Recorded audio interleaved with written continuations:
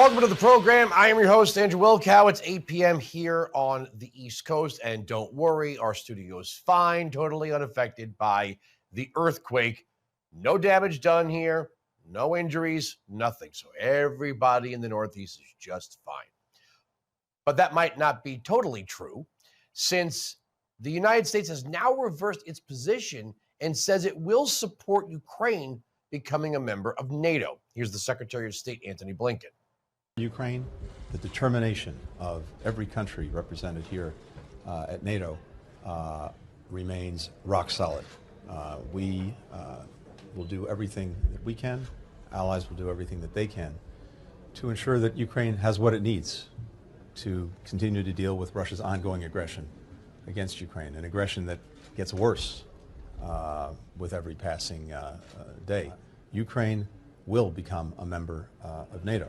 Our purpose at the summit is to help build a bridge to that membership and to create a clear pathway for Ukraine moving forward. But, of course, we believe that Ukraine deserves to be a member of NATO and that this should happen sooner rather than later.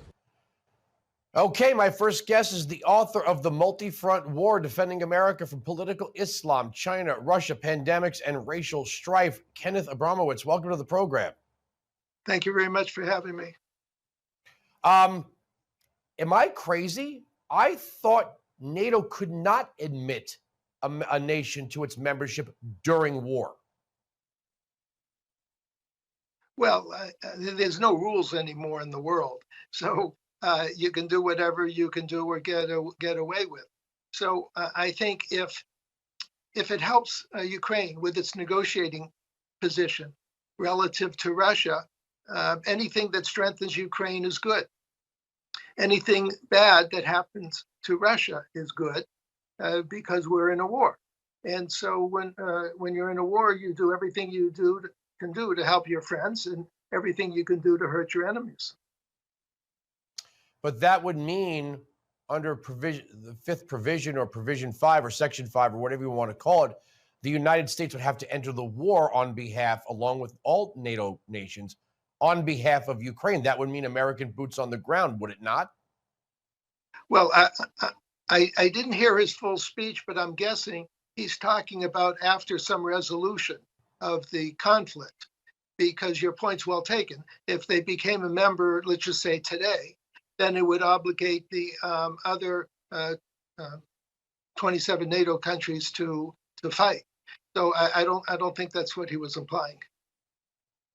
Well, I mean, we're also talking about many nations who haven't paid their 2% of GDP. I believe Germany is going to make that 2% for the first time in 35 years.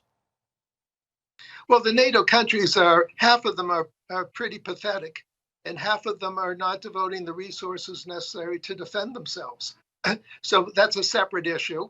I think NATO should be stronger. I think the countries should be putting in their 2%. Actually, the 2% should be 3 or 4%. All democracies are dramatically underinvesting in national defense, as Israel found out on October 7th. And that's a lesson for NATO and for America that we all, not that we want to, but that we all have to dramatically step up our spending on national defense, because the forces of evil are spending more and more money on national defense. All right, so let me ask a really tough question here. There's a pretty known historical context that no wartime president has lost re-election. Do you think there are people in Washington that think America's entrance into this war would be better than a second term of Donald Trump? Well, look, bear in mind, when you're fighting a war, you have to win a war, or at least not lose it, or show some progress. Right now, we have a stalemate. So I think Biden gets neither credit nor discredit for the stalemate. I don't think it's going to help him or hurt him with re-election. I think the Middle East is going to hurt him with the re-election because he's siding with the enemies of America. But for Ukraine, I don't think it's going to help or hurt him. And re-election or not re-election. Even if by admitting Ukraine to NATO, they didn't say when, they didn't say after this conflict is over. They just said they're clearing the pathway. If they clear that pathway while this war is ongoing, that's going to bring down all of NATO into this fight. Biden would then be a wartime president going into re-election. Yes, but bear in mind that Biden fails at everything he does. So he failed in Afghanistan. He's failing in the Middle East. He's stalemated in Ukraine. He's stalemated in Taiwan and China.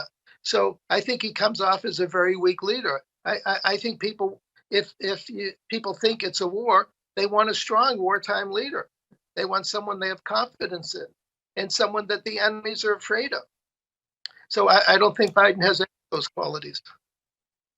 So why would that's my whole point here, is that we know Russia's bad. We want Russia to lose. Nothing happened when they took Crimea under Obama and Biden's watch. They did not arm Ukraine. That was Trump who armed Ukraine. They did not push further into Ukraine under Trump. Now here we are at this stalemate. Now this path is going to be cleared for Ukraine to join. If they join during this conflict, that means NATO nations have to go into this war, making Biden a wartime president. You talk about going to war to win a war. It's obvious Biden is not up to the task of commander-in-chief. This might be a bad time for Ukraine to join NATO. I got 20 seconds. Yeah, I don't think it has to join NATO now. I think the status quo is fine.